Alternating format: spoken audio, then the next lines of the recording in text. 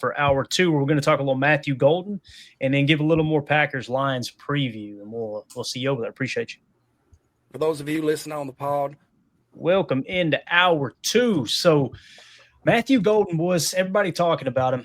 I know we talked about him a lot during camp, and I'm really excited to see if it carries over from rookie OTAs to OTA or rookie minicamp to OTAs to training camp to preseason and now to the regular season. Matt Schneidman put a tweet out. The early reviews on Matthew Golden, Xavier McKinney said, poop. He a hell of a player. All right, we cleaned that up a little bit in case you were wondering.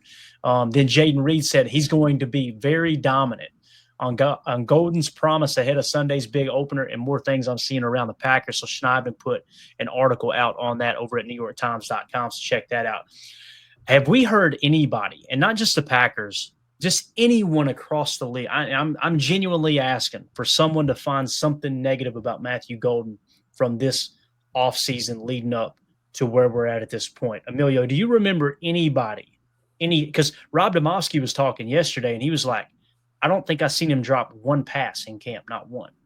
And believe me, anybody who knows Rob Demovsky, he would let you know if somebody dropped a pass. He's chomping at the bit. You know what I mean? Because he's not a Packer fan. I don't think he's a hater, but he's one of these reporters that will tell you they're looking for something to kind of, you know what I mean, find a little crack in the arm. I don't know, Emilio, do you remember anybody saying anything negative about Matthew Golden? If you had to point a negative out, what do you think his negative is?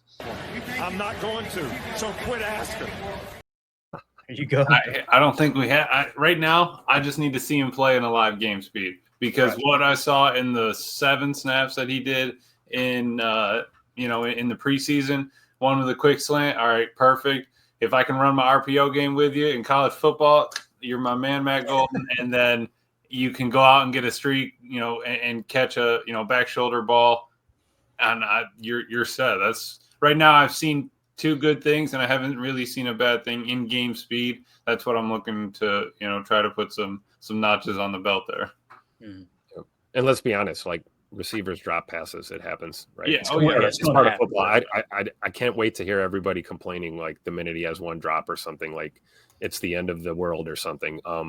But yeah, I'm with you, Clay. I don't think there's anything that causes concern, right? Nothing really negative. You're looking at a guy that, we always say high ceiling or no ceiling, right? Sky is the limit for Matt Golden, especially in this offense, in a Matt LaFleur offense with Jordan Love at the helm. Mm-hmm. Matt Golden's going to eat your offensive rookie of the year for sure. Yeah, and I don't think he's going to have like this all-world season. I'm not expecting him to go out and have 1,200 yards receiving. I'm not expecting that.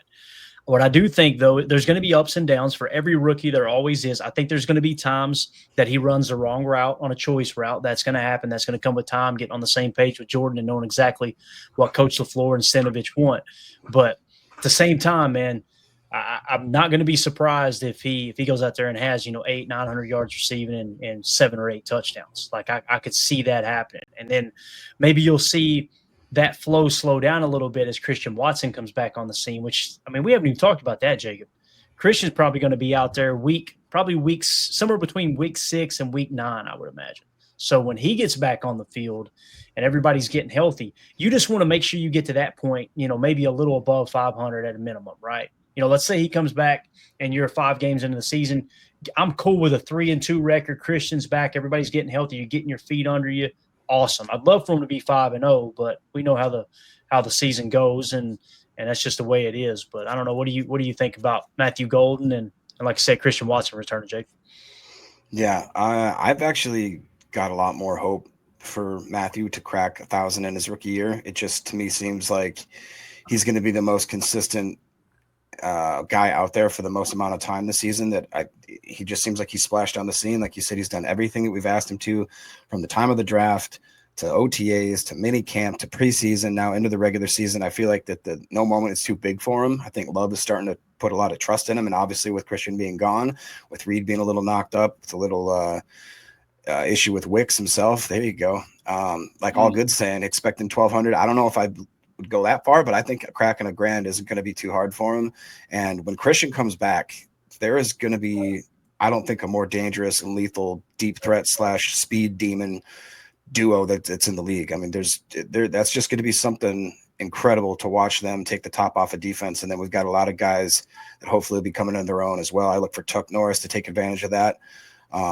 Guys like Reed and Dobbs to kind of maybe do a little more crossers and stuff underneath. It's going to be like we say on defense, pick your poison. Who are you going to guard? Who are you going to key in on? Because that means that you're going to have somebody running free, and it's just going to be a beautiful thing to watch. Yeah, all good in the chat says, I'm expecting 1,200 guys a stud. Man, I hope you're right. All good. I hope you're right. That would be absolutely awesome. Bungie Cheddarbug says, there are too many weapons on this offense for him to get enough touches to hit 1,200. That's the big issue I have with the inflated numbers. It's like, we know how this Matt LaFleur offense works. It's not going through one person. But what it says, though, if all good is correct and he is 1,200, Matthew Golden is so damn good that you can't afford to go away from him. You know what I mean? Because there is a little bit of that factor, too.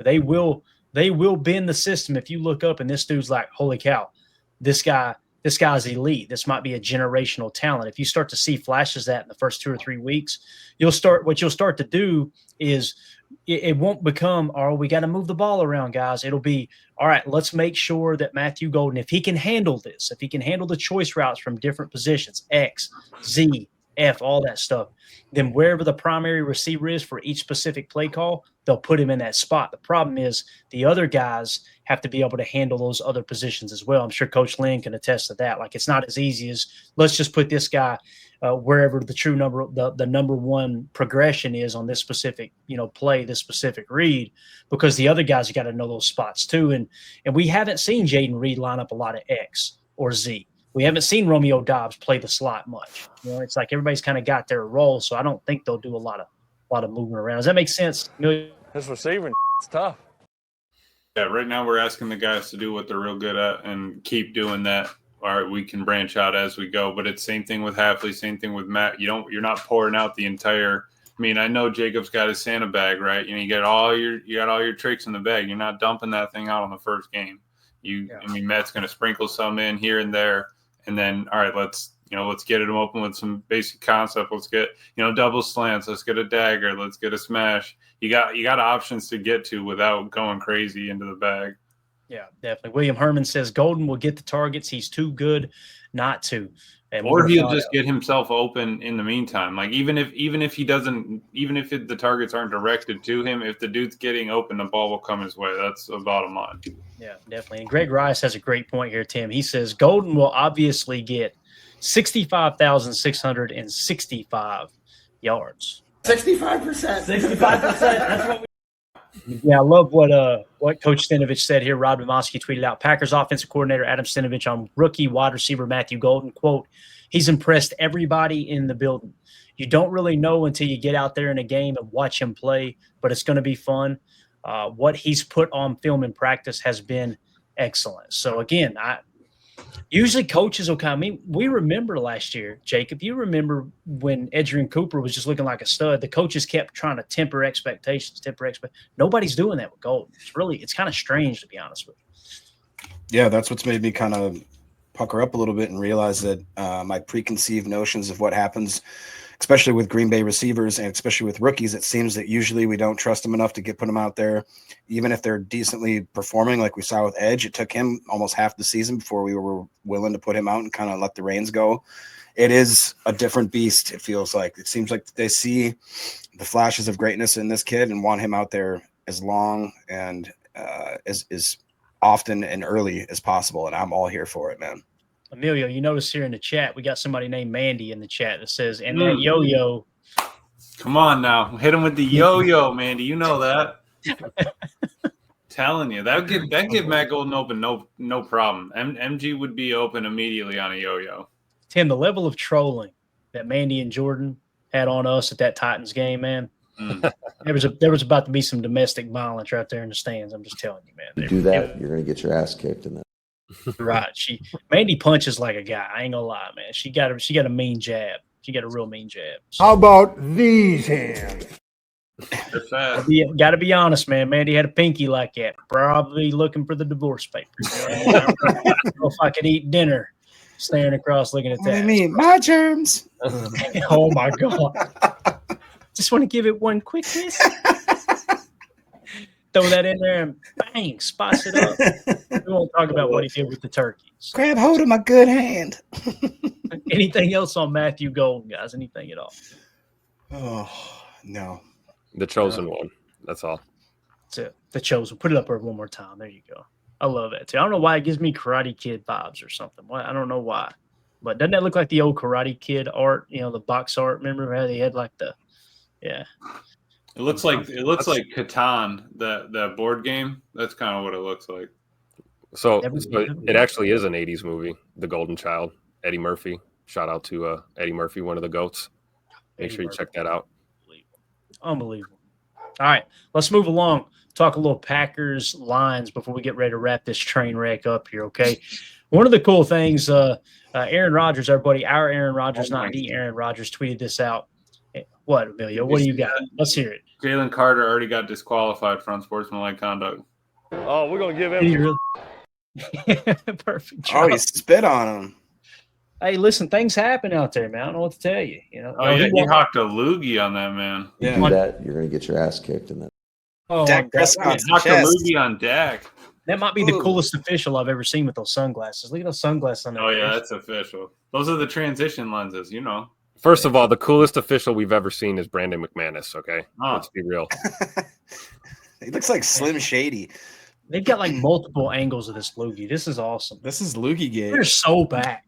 We're so back. We got Jalen Carter hawking loogies on Cowboys. Let's go. Look at him. Look at him. Oh, man, come on now. I didn't mean to, coach. He did. He looked over at the official. Dak was at the official and goes, "Why you gotta be like that?" 6 seconds into the game. So listen.